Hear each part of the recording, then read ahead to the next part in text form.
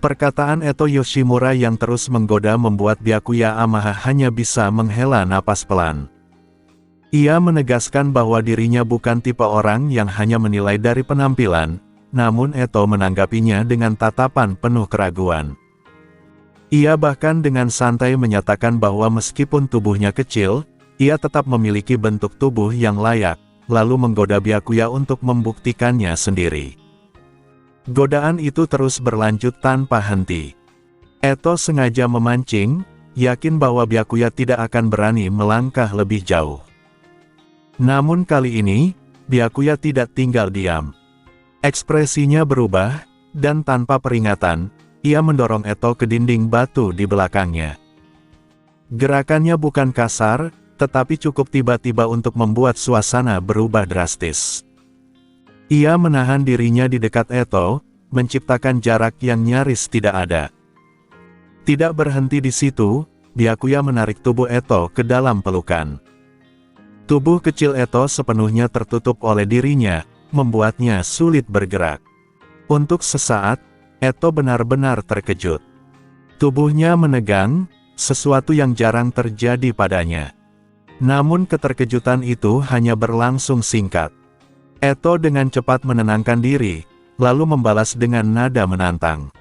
Ia bertanya apakah Byakuya berani melangkah lebih jauh lagi. Sikap percaya dirinya kembali muncul, seolah yakin bahwa Byakuya tetap tidak akan benar-benar melampaui batas. Byakuya terdiam. Ia sadar bahwa meskipun ingin membuktikan sesuatu, ia tidak bisa bertindak sembarangan hanya untuk memenangkan perdebatan. Pada saat itulah, Eto yang masih berada dalam pelukannya justru mengambil inisiatif. Ia mendekatkan wajahnya dan dengan ringan menggigit ujung telinga Byakuya, sebuah tindakan kecil namun penuh provokasi. Ia kemudian menertawakan Byakuya, menyebutnya hanya berani bicara tanpa benar-benar bertindak. Byakuya akhirnya melepaskannya dan menjelaskan bahwa seorang pria tidak seharusnya bertindak seenaknya terhadap seorang wanita. Baginya, itu bukan soal keberanian, tetapi soal prinsip. Eto terlihat sedikit terkejut dengan jawaban itu, lalu menyebut Byakuya sebagai seseorang yang ternyata cukup romantis, meskipun Byakuya menolak anggapan tersebut dan menyebutnya sebagai hal yang wajar bagi orang yang memiliki nilai moral. Percakapan ringan itu akhirnya berakhir ketika mereka tiba di titik terdalam WOT 24. Di hadapan mereka terbentang jalan buntu berupa dinding besar tanpa celah. Eto sempat mengira mereka salah jalan, namun Byakuya menjelaskan bahwa tujuan mereka berada tepat di bawah. Tanpa ragu, Byakuya menghentakkan kakinya ke tanah. Dengan kekuatan besar, permukaan tanah itu hancur, membuka lubang besar yang mengarah ke dunia lain di bawahnya. Dari atas, terlihat bayangan kota yang hancur, sebuah pemandangan seperti dunia yang telah mati. Mereka berdua melompat turun dan mendarat dengan mulus.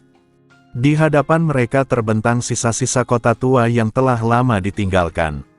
Bangunan-bangunan runtuh, dan di sekelilingnya menjalar struktur aneh menyerupai anggota tubuh raksasa. Eto terkejut melihat pemandangan tersebut. Byakuya menjelaskan bahwa struktur itu adalah bagian dari Dragon, hasil transformasi One Eye King dari klan Wasu 100 tahun yang lalu. Makhluk itu tumbuh hingga menutupi sebagian besar Tokyo, dan sisa-sisanya masih tertinggal hingga sekarang. Eto mulai memahami bahwa inilah yang dimaksud dengan dunia bawah tanah, yang sesungguhnya sisa dari Tokyo lama yang tenggelam. Ia menyadari bahwa legenda tentang One Eye King yang dipaksa turun ke bawah tanah ternyata nyata. Namun rasa ingin tahunya belum terpenuhi. Ia menanyakan tentang penghuni asli tempat tersebut. Byakuya menjelaskan bahwa populasi mereka sangat sedikit karena kondisi yang ekstrim dan kurangnya sumber makanan selama bertahun-tahun. Mereka harus mencarinya secara langsung. Keduanya mulai menjelajahi reruntuhan. Tidak lama kemudian, mereka menemukan beberapa gadis kecil berpakaian compang-camping. Mereka adalah penghuni dunia bawah tanah tersebut. Saat melihat Byakuya dan Eto, para gadis itu langsung bersiaga. Kehidupan keras telah membuat mereka waspada terhadap siapapun. Tanpa berbicara, mereka langsung memunculkan Kagune dan menyerang. Di tengah dunia yang telah hancur dan sunyi itu, pertemuan antara dua pengunjung dari permukaan dan penghuni terakhir dari kota bawah tanah pun terjadi, menandai awal interaksi yang tidak bisa dihindari. Eto Yoshimura dengan mudah menaklukkan 3 gadis kecil penghuni dunia bawah tanah. Tanpa kesulitan berarti, ia membuat mereka tersungkur di tanah setelah memberi pelajaran dengan cara yang cukup memalukan. Ketiga gadis itu mengeluh kesakitan sambil tetap menunjukkan sikap keras kepala dan permusuhan. Eto tampak kebingungan karena tidak memahami apa yang mereka katakan. Byakuya Amaha kemudian menjelaskan bahwa bahasa yang mereka gunakan kemungkinan adalah dialek lama yang telah berkembang secara terpisah selama lebih dari 100 tahun di bawah tanah.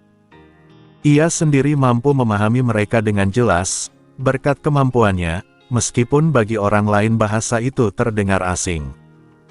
Karena kesulitan berkomunikasi, Eto merasa situasinya cukup merepotkan. Namun Byakuya menyatakan bahwa ia bisa berbicara dengan mereka, meskipun terlebih dahulu mereka perlu memahami posisi mereka. Eto setuju, dan tanpa ragu ia kembali memunculkan kekuatan One Eye All. Kagune miliknya diarahkan tepat ke leher para gadis, menciptakan tekanan yang langsung membuat mereka ketakutan. Setelah ancaman itu, Byakuya mulai berbicara dengan mereka menggunakan dialek yang mereka pahami. Ia menjelaskan bahwa mereka tidak berniat menyakiti, selama para gadis tersebut bersikap kooperatif. Dengan cepat, sikap mereka berubah. Ketiganya bangkit dan berdiri dengan patuh, meskipun ekspresi kesal masih terlihat di wajah mereka.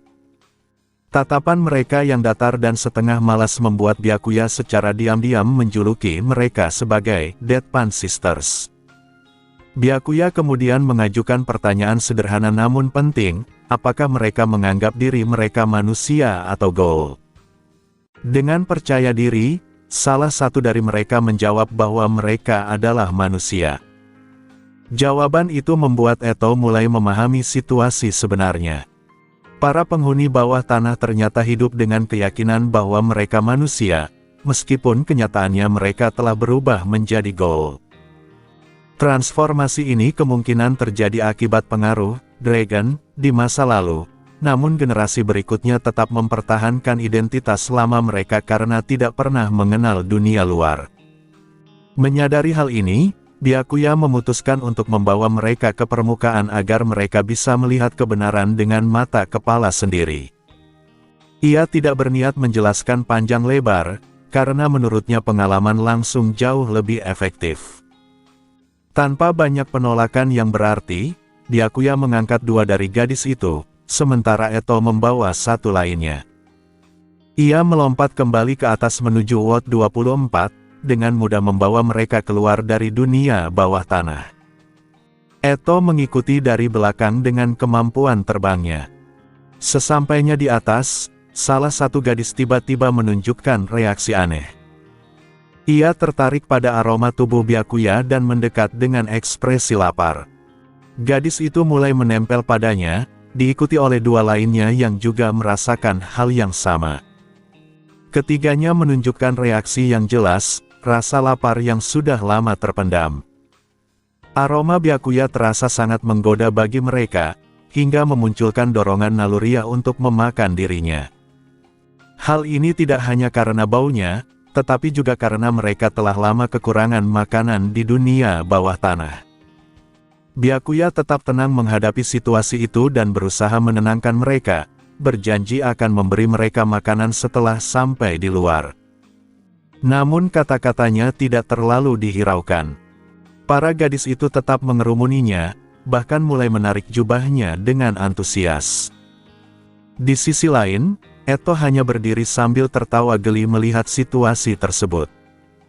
Ia sama sekali tidak berniat membantu, justru menikmati bagaimana Byakuya kini menjadi pusat perhatian para gadis yang kelaparan. Byakuya Amaha akhirnya melepaskan 3 gadis kecil itu satu persatu dari tubuhnya, mengangkat mereka dari kerah pakaian dan menurunkannya dengan tegas ke lantai. Setelah sedikit perlawanan, ketiganya akhirnya tenang. Dengan urusan itu selesai, Byakuya dan Eto Yoshimura mulai membawa mereka keluar dari kedalaman dunia bawah tanah menuju permukaan. Begitu mencapai area yang terang, ketiga gadis itu langsung bereaksi keras. Cahaya matahari yang belum pernah mereka lihat sepanjang hidup membuat mata mereka sakit. Mereka menutup mata dan mengeluh, bahkan ingin kembali ke kegelapan bawah tanah. Byakuya menyadari kesalahannya karena tidak memperingatkan mereka lebih awal, namun ia tahu tubuh Ghoul mereka akan beradaptasi dengan cepat. Setelah beberapa waktu, kondisi mereka membaik. Byakuya kemudian membawa mereka langsung ke kedai kopi milik Kuzen Yoshimura. Di sana, Touka Kirishima segera menyadari kehadiran tiga gadis asing tersebut, sekaligus melihat Eto yang ikut datang. Ia kebingungan ketika Byakuya menjelaskan bahwa mereka berasal dari bawah tanah. Karena situasi terasa terlalu rumit untuk dibahas di lantai bawah, mereka semua naik ke lantai atas.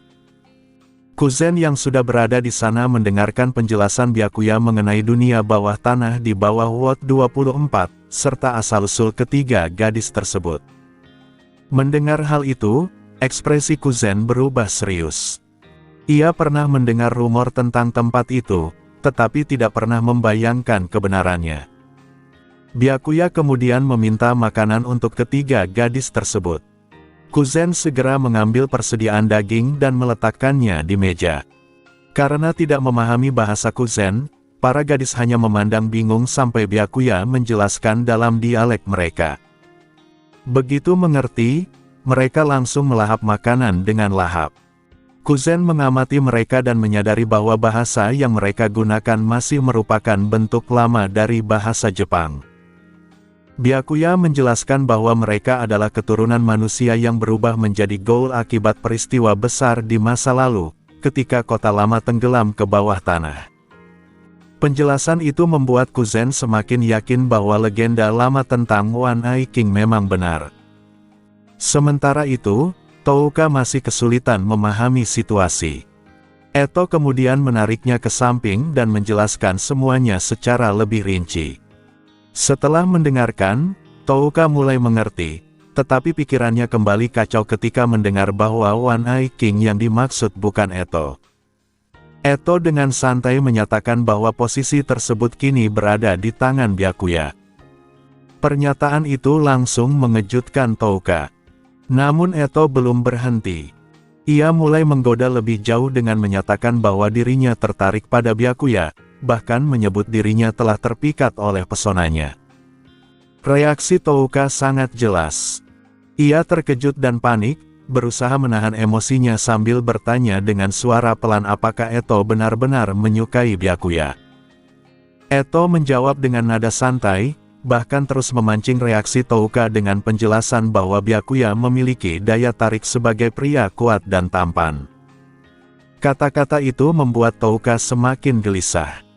Ia hampir saja melontarkan protes, tetapi menahan diri di detik terakhir. Di sisi lain, Eto tampak menikmati situasi tersebut sepenuhnya. Percakapan mereka cukup keras hingga terdengar oleh Byakuya dan Kuzen, membuat pembahasan serius tentang dunia bawah tanah terhenti. Kuzen kemudian memandang Byakuya dengan ekspresi serius dan menyatakan bahwa ia mempercayakan putrinya kepadanya. Byakuya segera membantah, mengatakan bahwa Eto hanya sedang bercanda dan tidak perlu dianggap serius. Namun begitu ia mengucapkannya, Eto langsung mengubah ekspresinya menjadi penuh kesedihan, berpura-pura terluka seolah perasaannya benar-benar diremehkan. Byakuya Amaha akhirnya mencoba menghentikan situasi yang semakin kacau. Ia mengeluhkan bagaimana Eto Yoshimura tidak hanya menggoda dirinya, tetapi juga ikut menyeret Touka dan yang lain ke dalam permainan tersebut. Namun Eto justru menanggapi dengan nada santai, seolah semua itu tidak sepenuhnya candaan. Ia bahkan mempertanyakan apakah benar-benar mustahil baginya untuk bersikap tulus. Byakuya tetap tidak percaya. Ia menyatakan dengan tegas bahwa apa yang dilakukan Eto barusan jelas bertujuan memancing reaksi Touka. Namun Eto tidak mundur.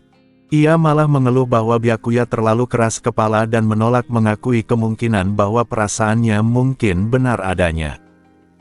Ia bahkan menantang, bertanya apakah Byakuya tidak merasakan apapun jika ia benar-benar menyatakan perasaannya.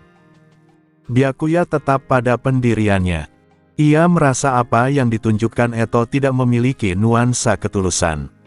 Eto pun membalas bahwa perasaan seseorang tidak selalu bisa dinilai dari kesan semata. Lalu ia mengajukan satu cara untuk membuktikan ketulusannya. Sebelum Byakuya sempat benar-benar mempersiapkan diri, Eto langsung bergerak. Ia melingkarkan lengannya di leher Byakuya dan mendekatkan wajahnya. Bukan ciuman biasa, ia justru menyentuhkan lidahnya secara ringan ke kelopak mata Byakuya, lalu meninggalkan ciuman lembut di sana. Tindakan itu begitu tiba-tiba dan berani hingga bahkan Byakuya pun sedikit terkejut, meskipun ia tetap menjaga ekspresi tenangnya. Eto tetap berada dalam posisi dekat itu, seolah tidak melihat keanehan dari tindakannya. Ia menyebut hal tersebut sebagai bentuk ekspresi cinta. Namun Byakuya tetap tidak sepenuhnya menerima penjelasan itu. Di sisi lain, reaksi Touka sangat jelas. Wajahnya memerah, emosinya campur aduk melihat kedekatan yang begitu terang-terangan. Sementara itu, Kuzen Yoshimura hanya mengamati dalam diam, mencoba memahami sejauh mana hubungan antara Byakuya dan putrinya berkembang. Adapun tiga gadis dari bawah tanah sama sekali tidak peduli dengan situasi tersebut, karena mereka sepenuhnya fokus pada makanan di depan mereka. Eto terus menekan, menuduh Byakuya hanya pandai bicara tanpa keberanian untuk benar-benar menanggapi perasaan seseorang. Byakuya akhirnya menyerah sebagian dan memintanya untuk berhenti, namun Eto menolak turun dari posisinya sebelum ia mengakui ucapannya. Pada akhirnya, Byakuya mengatakan bahwa ia percaya, meskipun dalam hatinya ia tetap ragu. Begitu Eto melepaskan pelukannya, ia langsung kembali menggoda, kali ini mengarahkan perhatiannya pada Touka. Ia menyadari reaksi Touka yang terguncang dan sengaja menyorotnya. Hal ini justru memicu keberanian Touka. Dengan ekspresi serius dan tekad kuat, Touka akhirnya mengakui perasaannya sendiri secara langsung. Ia menyatakan bahwa dirinya juga menyukai Byakuya. Meskipun wajahnya memerah, ia tidak lagi mundur. Eto tampak senang dengan perkembangan itu dan langsung menyebut mereka sebagai rival dalam cinta, membuat Touka semakin kehilangan kata-kata. Byakuya memilih untuk tidak ikut campur dalam situasi tersebut dan beralih berbicara dengan Kuzen. Namun Kuzen justru dengan tenang menyatakan bahwa ia mempercayakan putrinya kepada Byakuya, terlepas dari bagaimana hubungan mereka sebenarnya. Dalam pandangan Kuzen, perubahan sikap Eto menunjukkan bahwa ia merasa nyaman dan bebas dari tekanan masa lalu. Dengan semua yang telah terjadi, terutama keberhasilan mereka melawan V, beban besar yang selama ini mereka tanggung telah hilang. Ia percaya bahwa Byakuya adalah sosok terbaik yang bisa berada di sisi Eto. Byakuya hanya bisa tertawa kering mendengar hal itu, merasa situasi semakin sulit dikendalikan. Di tengah suasana tersebut, perhatian kembali teralihkan oleh tiga gadis bawah tanah. Mereka telah menghabiskan semua makanan yang tersedia dan kini meminta tambahan dengan penuh harap. Byakuya menyetujui permintaan itu dan meminta Kuzen untuk menambah porsi mereka. Kuzen dengan murah hati menyediakan lebih banyak makanan, dan ketiga gadis itu kembali makan dengan lahap. Dengan demikian, suasana yang sempat tegang perlahan kembali stabil, meskipun dinamika antara Byakuya, Eto, dan Touka masih menyisakan ketegangan yang belum terselesaikan. Byakuya Amaha akhirnya membuka kembali statusnya setelah sekian lama tidak diperiksa. Ia menyadari bahwa jumlah fusion points miliknya telah melonjak hingga lebih dari 8.000. Tanpa ragu, ia langsung menggunakannya untuk meningkatkan level kekuatannya hingga mencapai level 5, tahap di mana kekuatan Rinnegan terbuka. Saat peningkatan itu terjadi, perubahan langsung terasa pada tubuhnya, terutama pada matanya. Eternal Mangekyo saringan miliknya bertransformasi menjadi Rinnegan dengan pola lingkaran konsentris yang khas. Bersamaan dengan itu, ia memperoleh berbagai kemampuan baru, termasuk teknik tingkat tinggi seperti Chibaku Tensei, Tengai Shinsei, Limbo, serta peningkatan signifikan pada sel Hashirama dan kemampuan bertarungnya. Selain itu, ia juga mendapatkan kekuatan Mangekyo saringan khusus berupa Kamui. Kemampuan ini memberinya kendali atas ruang, memungkinkan distorsi dimensi jarak jauh dan perpindahan instan. Ia bahkan bisa beralih antara Rinnegan dan Mangekyo Kamui dengan mudah tanpa perlu mengganti mata secara fisik, sesuatu yang membuatnya jauh lebih fleksibel dalam pertempuran. Meskipun peningkatan tersebut sangat besar, Byakuya menyadari bahwa untuk mencapai level berikutnya, level 6, ia masih membutuhkan 10.000 poin. Level itu diyakini akan membuka kekuatan Rinne saringan, tahap yang jauh lebih tinggi. Namun bagi Byakuya, hal itu hanya soal waktu. Di sisi lain, Eto Yoshimura yang duduk bersamanya segera menyadari perubahan pada mata Byakuya. Ia memperhatikan bahwa warna dan bentuk matanya kini tidak lagi menyerupai Kakugan. Byakuya tidak berusaha menyembunyikannya dan dengan santai mengakui bahwa matanya terus berevolusi. Eto menjadi semakin yakin bahwa kekuatan Byakuya tidak ada hubungannya dengan Goal. Ia menyadari bahwa sejak awal Byakuya hanya menggunakan penjelasan itu untuk mendapatkan kepercayaannya. Namun ia tidak mempermasalahkannya. Bagi Eto, asal-usul kekuatan tersebut tidak penting selama tidak memengaruhi hubungannya dengan Byakuya.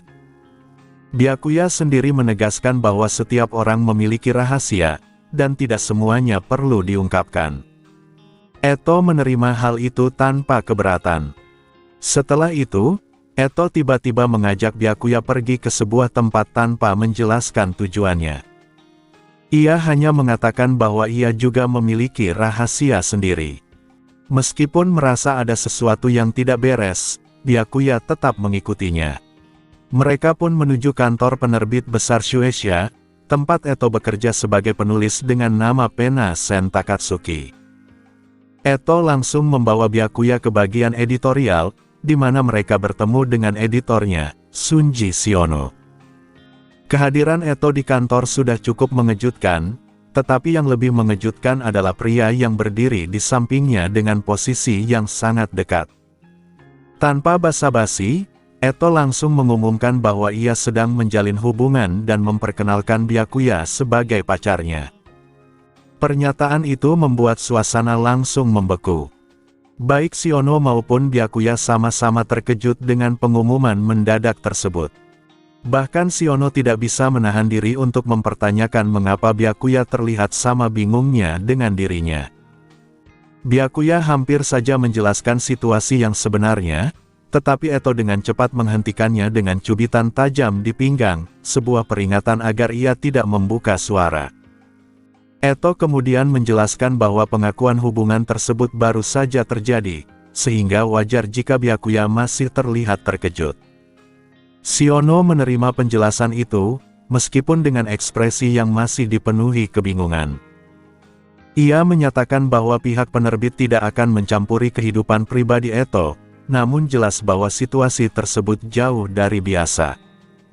Sementara itu, Byakuya hanya bisa menahan diri, menyadari bahwa sekali lagi ia terseret ke dalam permainan Eto yang sulit diprediksi, tanpa benar-benar mengetahui tujuan di balik tindakan wanita tersebut. Sunji Shiono tidak melanjutkan ucapannya, bukan karena tidak ingin, tetapi karena tidak berani. Ia tidak mungkin mengungkapkan bahwa sosok penulis terkenal di hadapannya sebenarnya adalah seorang Goal. Di sisi lain, pria yang berdiri di samping Eto Yoshimura tampak jelas sebagai manusia.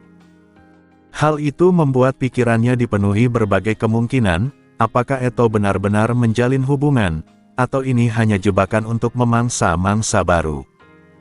Namun jika itu jebakan, tidak masuk akal baginya untuk mengumumkannya secara terbuka di kantor editorial. Kebingungan itu membuat Siono semakin gelisah. Sebagai satu-satunya manusia biasa yang mengetahui identitas asli Eto sejak lama, Siono telah menyimpan rahasia tersebut dengan hati-hati.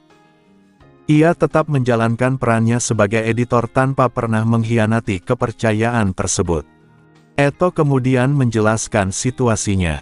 Ia memperkenalkan Byakuya Amaha sebagai seorang penyelidik gold dari CCG, sekaligus menyatakan bahwa pria itu adalah tipe yang ia sukai. Ia bahkan menyebut hubungan ini sebagai bahan riset untuk novel barunya. Penjelasan itu membuat Siono sedikit lega.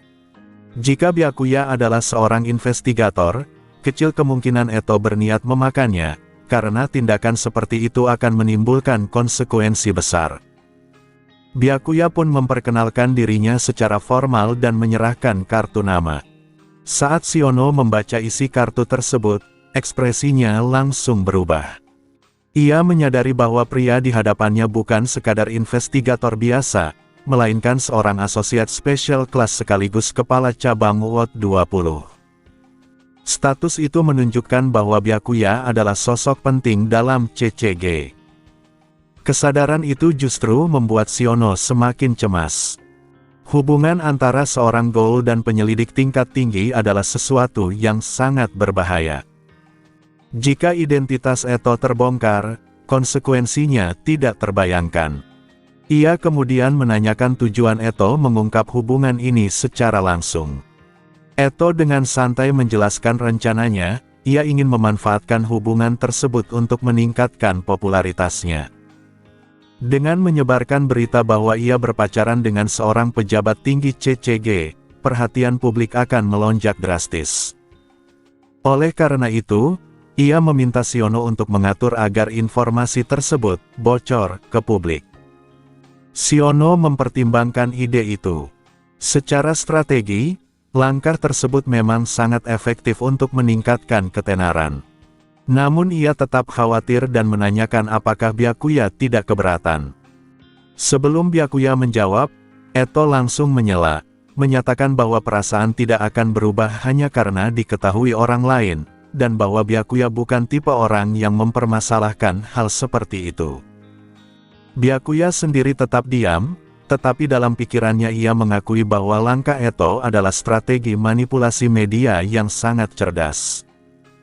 Ia memahami tujuan besarnya, membangun popularitas hingga puncak agar karya berikutnya, yang akan mengungkap rahasia klan Wasu, bisa memberikan dampak besar pada masyarakat. Akhirnya, Siono menyetujui rencana tersebut. Ia berjanji akan membantu menyebarkan informasi sesuai keinginan Eto. Meskipun demikian, ia tetap diliputi kecemasan. Sebagai goal, Eto memang tidak perlu takut menjadi target, tetapi Siono sendiri berada dalam posisi yang sangat berbahaya jika rahasia itu terbongkar. Setelah urusan selesai, Byakuya dan Eto meninggalkan gedung Shueisha. Tidak lama setelah mereka pergi, para editor lain langsung mengerumuni Siono, membicarakan kabar hubungan tersebut dengan penuh antusias. Mereka menganggapnya sebagai gosip menarik, bahkan memuji pasangan yang dianggap tidak biasa itu. Namun berbeda dengan mereka, Siono hanya bisa tersenyum kaku. Di balik itu, ia berkeringat dingin. Ia sangat menyadari betapa berbahayanya situasi ini. Jika identitas Eto sampai terungkap kepada Byakuya atau CCG, ia sendiri akan terseret dalam masalah besar. Sebagai orang biasa, ia tahu dirinya tidak akan mampu bertahan menghadapi interogasi brutal dari CCG. Ketakutan itu terus menghantuinya, meskipun di sisi lain ia tidak punya pilihan selain terus mendukung Eto seperti yang telah ia lakukan selama ini. Beberapa waktu terakhir, kehidupan Byakuya Amaha menjadi jauh lebih sibuk. Ia tidak hanya harus mengurus 3 gadis dari dunia bawah tanah yang kini tinggal di kedai kopi, tetapi juga ikut bertanggung jawab atas anak-anak setengah manusia dari Sunlit Garden. Beruntung, mereka tidak semuanya tinggal bersamanya, karena jumlah mereka terlalu banyak. 3 gadis yang dijuluki Deadpan Sisters, menetap di lantai 2, Re, di area yang sebelumnya digunakan untuk beristirahat. Sementara itu, anak-anak Sunlit Garden ditempatkan sementara di pusat pelatihan CCG. Karena fasilitas asli mereka telah hancur dan tidak lagi aman, klan Wasu tidak punya pilihan selain menyerahkan pengawasan mereka kepada pihak CCG. Namun, anak-anak tersebut tidak bisa diperlakukan seperti manusia biasa. Mereka memiliki kemampuan fisik yang jauh lebih tinggi, sehingga langsung diberikan pelatihan tingkat lanjut, termasuk penggunaan Quinque. Pengawasan mereka secara khusus ditangani oleh Zero Squad. Pada hari itu, Byakuya bertugas sebagai instruktur. Ia berdiri di depan puluhan anak setengah manusia, memperkenalkan dirinya dan memulai pelajaran tentang penggunaan Quinque. Anak-anak tersebut sudah mengenalnya, sehingga tidak ada kesulitan dalam memulai sesi. Byakuya menyediakan berbagai jenis Quinque dan membiarkan mereka memilih sesuai kemampuan masing-masing. Para siswa kemudian berlatih secara individu sebelum masuk ke sesi sparring. Ia mengawasi dari samping, memberikan koreksi dan arahan teknis dengan serius. Ketika waktu istirahat tiba, suasana langsung berubah. Anak-anak berkumpul di sekelilingnya, tetapi bukan untuk membahas pelajaran. Mereka mulai membicarakan hal lain, hubungan Byakuya dengan Haruihei. Pertanyaan demi pertanyaan dilontarkan dengan antusias. Mereka membahas apakah Byakuya benar-benar berhubungan dengan Haru, bahkan menyinggung pernyataan Haru sebelumnya yang terdengar seperti janji akan memberikan jawaban. Suasana menjadi semakin ramai, membuat Byakuya merasa cukup canggung. Ia mencoba mengalihkan pembicaraan dengan mengatakan bahwa mereka masih terlalu muda untuk memikirkan hal-hal seperti itu.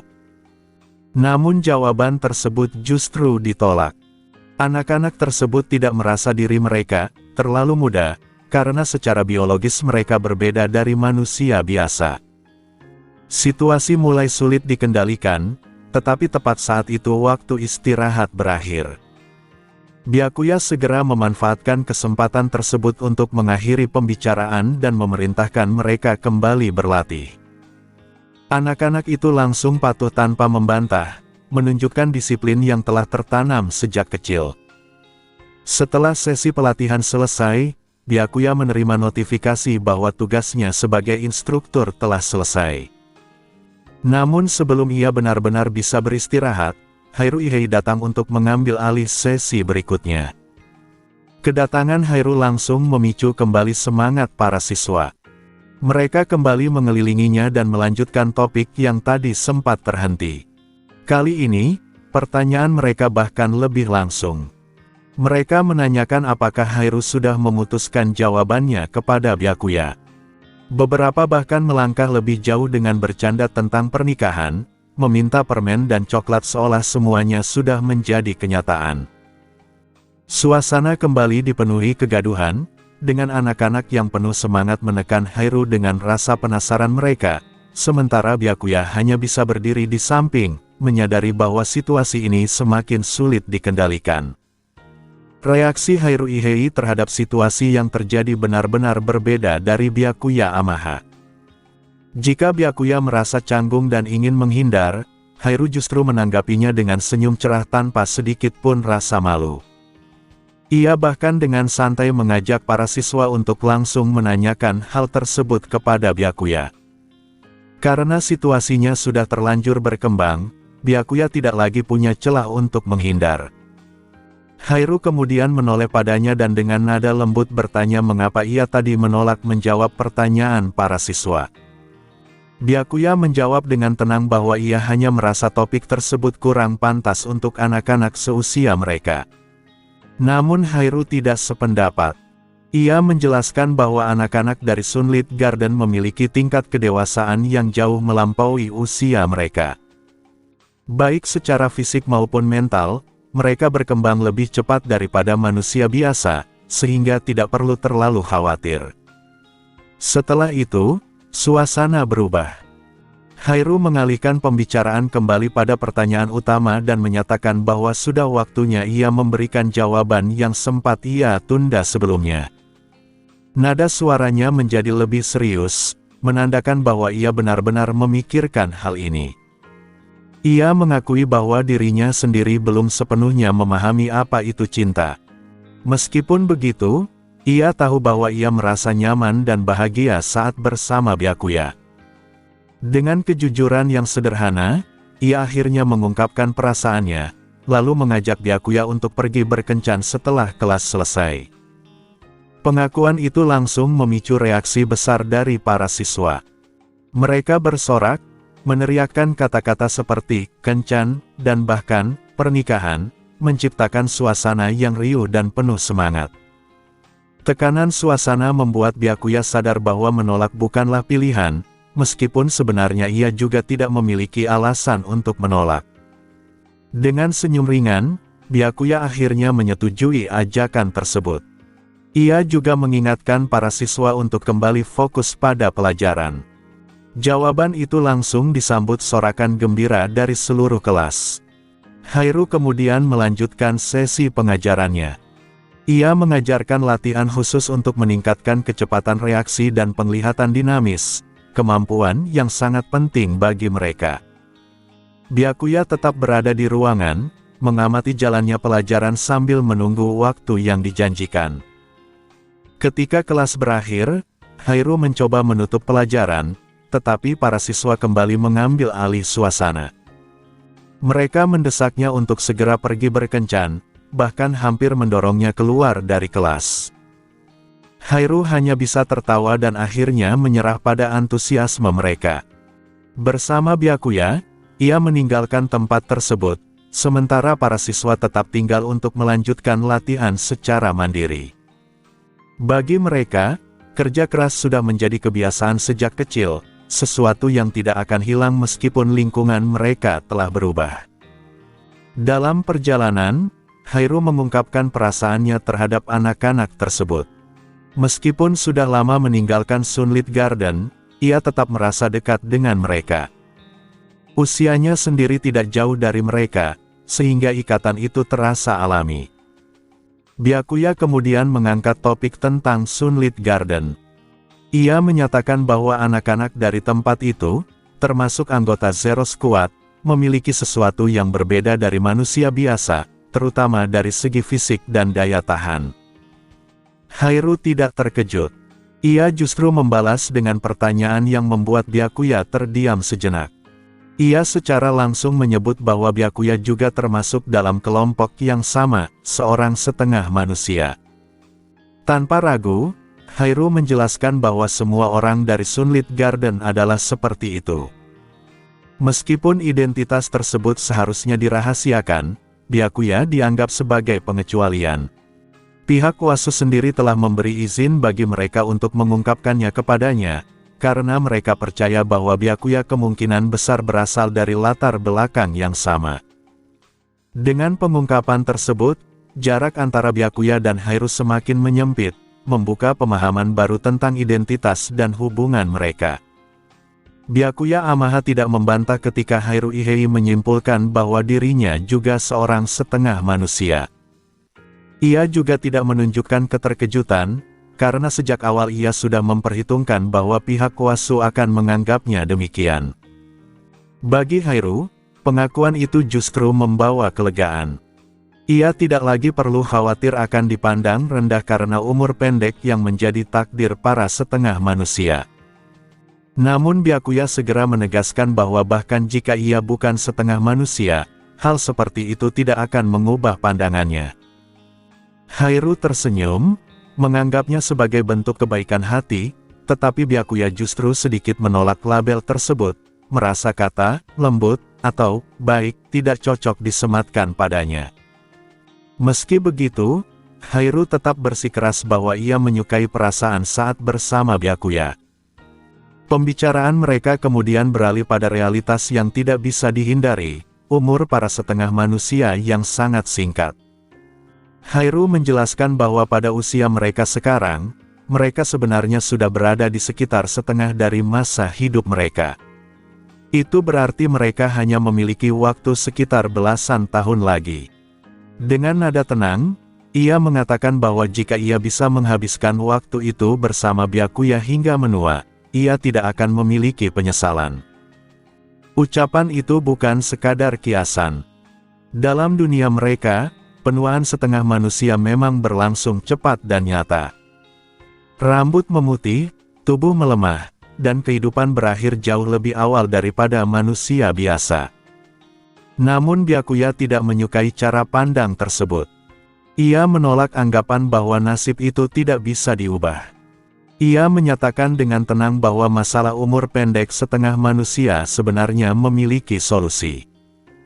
Pernyataan itu membuat Hairo terkejut. Selama ini, tidak pernah ada informasi tentang cara mengatasi kelemahan tersebut. Bahkan keluarga Wasu sekalipun tidak pernah mengungkapkannya secara terbuka. Namun Byakuya tidak menjelaskan lebih lanjut, hanya mengatakan bahwa waktunya belum tepat, dan Hairo kemungkinan akan mengetahui kebenarannya nanti.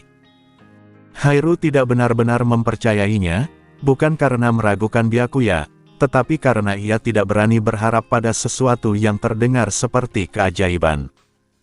Ia kemudian mengalihkan pembicaraan kembali ke tujuan awal mereka, kencan. Dengan rasa penasaran, Hairo menanyakan apa yang biasanya dilakukan saat berkencan.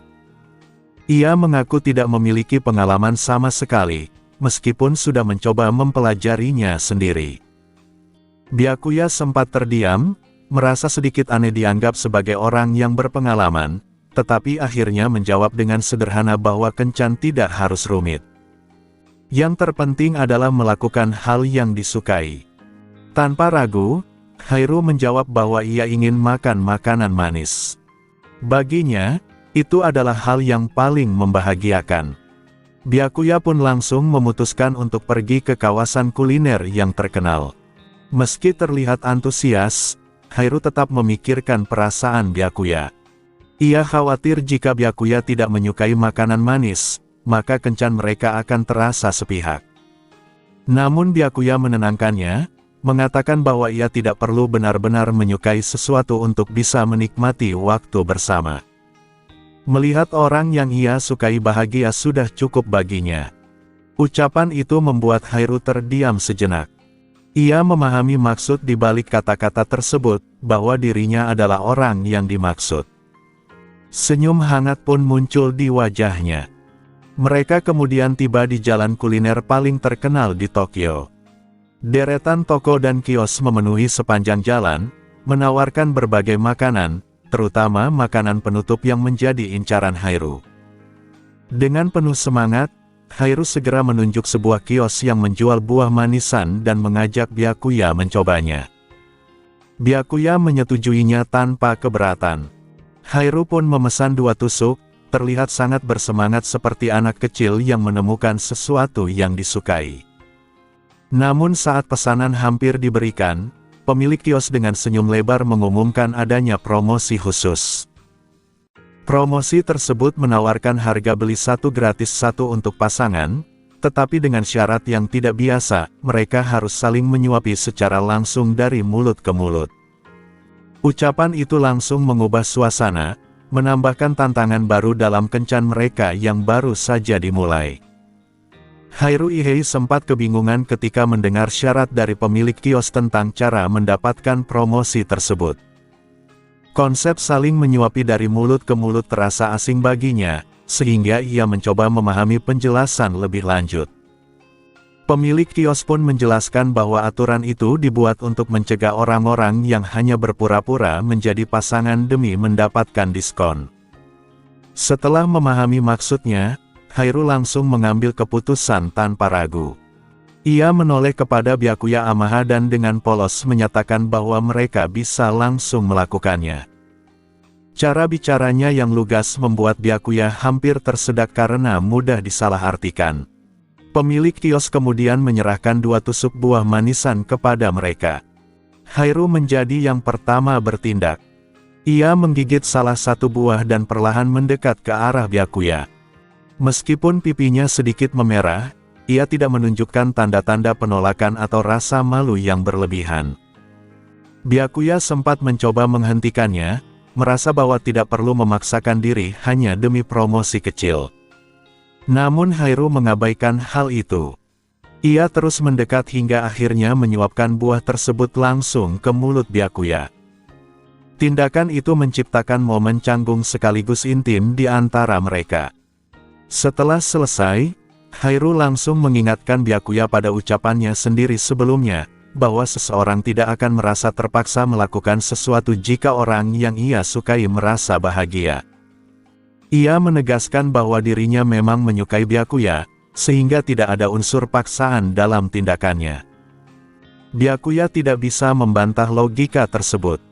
Dengan sedikit senyum pasrah, ia menerima keadaan. Kini giliran dirinya untuk membalas. Ia mengambil bagian dari tusuk buahnya sendiri dan menyuapkannya kepada Hairu dengan cara yang sama. Hairu menerima dengan penuh kegembiraan. Ia tampak benar-benar menikmati rasa manisan tersebut, sekaligus pengalaman baru yang ia rasakan. Bagi pemilik kios, pemandangan itu menjadi bukti bahwa mereka adalah pasangan sungguhan. Ia bahkan memutuskan untuk memberikan semuanya secara gratis sebagai bentuk apresiasi terhadap energi muda yang mereka tunjukkan. Hairu sempat bingung dengan perubahan keputusan tersebut, tetapi tetap merasa seharusnya ia membayar. Namun pemilik kios menolak menerima uang. Pada akhirnya, Hairu diam-diam menyelipkan uang ke saku pemilik kios dengan kecepatan yang hampir tak terlihat, lalu menarik tangan Byakuya dan pergi dari tempat itu. Saat mereka berjalan menjauh, Hairu bertanya apakah Byakuya menyukai rasanya. Byakuya mengakui bahwa ia jarang makan manisan seperti itu, sehingga terasa lebih spesial. Hairu menambahkan bahwa pengalaman itu terasa berbeda karena dilakukan bersama orang yang ia sukai. Ia kemudian menyadari bahwa apa yang mereka lakukan tadi termasuk ciuman tidak langsung. Dari situ, ia mulai memahami bahwa pengalaman nyata jauh berbeda dibandingkan hanya membaca tentangnya di buku. Namun rasa penasaran Hairu tidak berhenti di situ.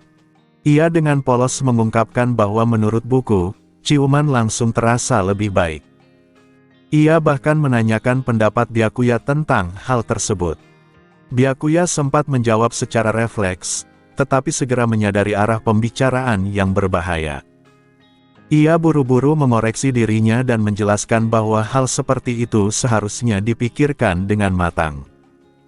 Ia menekankan bahwa ciuman pertama adalah sesuatu yang spesial dan tidak seharusnya diberikan begitu saja. Hairu tampak tidak sepenuhnya mengerti. Baginya, jika seseorang menyukai orang lain, maka hal itu terasa wajar. Kepolosannya membuat Byakuya berada dalam posisi sulit. Di dalam hatinya, Byakuya menyadari sesuatu tentang dirinya sendiri.